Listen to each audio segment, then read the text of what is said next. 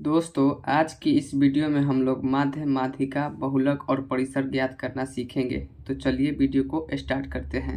यदि आप वीडियो को अंत तक देखेंगे तो मेरा वादा है कि आप माध्य, माध्यिका, बहुलक और परिसर निकालना सीख जाएंगे। तो चलिए बिना टाइम को वेस्ट करते हुए हम लोग वीडियो को स्टार्ट करते हैं।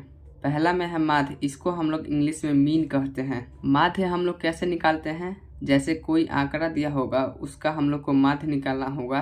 तो माध्य हम लोग कैसे निकालेंगे? माध्य निकालने का एक सूत्र होता है, और वह सूत्र कौन सा होता है? माध्य निकालने का सूत्र होता है पदों का योग बटा पदों की संख्या। पदों का योग बटा पदों का संख्या। पदों का योग कहने का मतलब है इसमें जितना पद है उसको हम लोग जोड़ लेंगे। तो इसको हम लोग जोड़ेंगे तो कितना होगा? 6 और 2 8, 8 3 11, 11 1 12, 12 8 20, 20 5 25, 25 7 3 28। सभी पदों को हम लोग जोड़े हैं तो कितना हुआ है? 28 बटा पदों की संख्या कहने का मतलब है कितना पद है इसमें? 1 2 3 4 5 6 7, 7 पद है तो पदों की संख्या हो जाएगा 7। अब यह आपका हो गया 28 बटा 7। तो इसको हम लोग काट लेंगे 7 से 28 जो है 4 बार में कट जाएगा। तो माध्य आपका निकल गया। माध्य आपका निकल गया। माध्य आपका हो गया 4। यह आपका आंसर हो गया। तो इस तरह से हम लोग किसी भी आंकड़ा का माध्य निकालते हैं। माध्य निकालने का सूत्र आप याद रखेंगे तो आप कोई भी आंकड़ा का माध्य निकाल सकते हैं। माध्य निकालने का सूत्र है पदों का योग बटा पदों की संख्या। इसको आपको याद रखना है। तो माध्य निकालना आप लोग सीख गए। अब चलिए अब हम लोग माध्यिका निकालना सीख लेते हैं। दूसरा में है माध्यिका। माध्यिका को इंग्लिश में मीडियन कहते हैं। देखिए यह आपका एक आंकड़ा दिया हुआ है, इसका आपको माध्यिका निकालना है। तो फ्रेंड्स, माध्यिका निकालने के लिए आपको दो बातों का ध्यान रखना आवश्यक है। वह दो बात कौन सा है? तो देखिए माध्यिका हम लोग कैसे निकालते हैं। सबसे पहले दिए हुए आंकड़े को हम लोग अवरोही क्रम या आरोही क्रम में सजाते हैं। आरोही या अवरोही क्रम कहने का मतलब है बढ़ते क्रम तथा घटते क्रम में हम लोग आंकड़ों को सजाते हैं। उसके बाद जो बीच में जो संख्या होता है वही आपका माध्यिका कहलाता है। देखिए सबसे पहले हम लोग आंकड़ों को अवरोही या आरोही क्रम में सजा लेंगे। उसके बाद बीच वाली जो संख्या होगा माध्यिका कहलाएगा। तो यहाँ पर इस संख्या को हम लोग बढ़ते या घटते क्रम में सजा लेंगे। तो हम यहाँ पर इसको बढ़ते क्रम में सजाएंगे, आप घटते क्रम में भी सजा सकते हैं।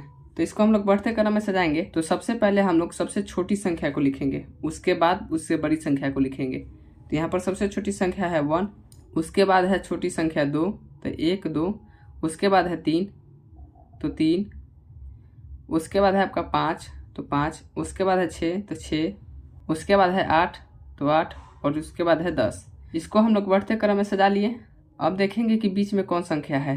तो देखिए इधर से 3 संख्या और लास्ट से 3 संख्या, इधर से भी 3 संख्या हट गया और लास्ट से भी 3 संख्या हट गया। तो बीच में बचा आपका यह वाला। तो बीच में जो संख्या है वो आपका 5 है। तो यहाँ पर इस आंकड़ा का माध्यिका क्या होगा?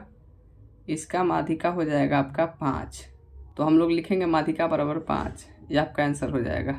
देखिए फ्रेंड्स, एक बात हम आपको और बता दें कि यहाँ पर जो संख्या था वह विषम संख्या था। विषम संख्या में माध्यिका निकालना बहुत आसान है क्योंकि एक ही संख्या बचता है। लेकिन क्या हो, जब सम संख्या में माध्यिका निकालना आपका हो तो कैसे निकालेंगे आप? जैसे एग्जाम्पल से समझिए। जैसे यह जो संख्या है यह आपका सम संख्या है। देखिए इसमें 6 नंबर है, तो इसमें हम लोग माध्यिका निकालेंगे तो बीच में 2 अंक आ जाएगा। बीच में आपका 2 अंक आ जाएगा। तो इसका माध्यिका हम लोग कैसे निकालेंगे? तो आइए इसको हम लोग सीख लेते हैं। देखिए माध्यिका निकालने का आप नियम जानते हैं कि सबसे पहले इसको हम लोग घटते या बढ़ते क्रम में सजा लेंगे। तो इसको हम लोग बढ़ते क्रम में सजा लेंगे। सबसे छोटा आपका 3 है तो 3, उसके बाद है 4 तो 4, उसके बाद है 5 तो 5, उसके बाद है 7 तो 7, उसके बाद है 8 और उसके बाद है 9। तो इसको हम लोग बढ़ते क्रम में सजा लिए। अब देखिए अब इधर से 2 संख्या और लास्ट से 2 संख्या, बीच में बच गया आपका यह 2 संख्या। तो यह दोनों संख्या तो माध्य नहीं हो सकता है। तो इसको हम लोग क्या करेंगे? तो इसको हम दोनों को जोड़ लेंगे। इसको हम लोग दोनों को जोड़ेंगे 5 और +7, और यहाँ पर 2 को संख्या है तो 2 से हम लोग भाग दे देंगे। तो 5 और 7 कितना हो जाएगा? 12 हो जाएगा। बटा में 2 है तो 2, अब 12 जो है 2 से कट जाएगा तो 6 आ जाएगा। तो इस संख्या का माध्यिका कितना हो गया? 6 हो गया। तो यहाँ पर लिखेंगे हम लोग माध्यिका बराबर 6। यह आपका आंसर हो गया। तो माध्य माध्यिका हम लोग निकाल लिए। अब हम लोग बहुलक निकालना सीखते हैं। देखिए बहुलक को इंग्लिश में मोड कहते हैं। अब बहुलक हम लोग कैसे निकालते हैं? तो बहुलक निकालने के लिए हम लोग बहुलक को समझते हैं। बहुलक, बहु का मतलब होता है ज़्यादा और लक का मतलब होता है नंबर्स, मतलब जो नंबर्स ज़्यादा बार आया होता है उसको हम लोग बहुलक कहते हैं। तो इस आंकड़ा में यदि हम लोग को बहुलक निकालना हो तो इस आंकड़ा में हम लोग देखेंगे कि कौन सा नंबर कितना बार आया है। जो नंबर ज़्यादा बार आया होगा वही नंबर आपका बहुलक हो जाएगा। तो यहाँ पर देखिए 1 जो है, 1 सिर्फ एक ही बार आया है, एक बार यहाँ पर आया है और उसके बाद यह 1 कहीं पे नहीं है।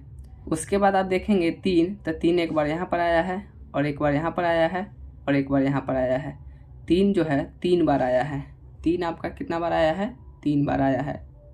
उसके बाद आप देखेंगे तो 5 एक ही बार आया है। 5 आपका एक ही बार आया है।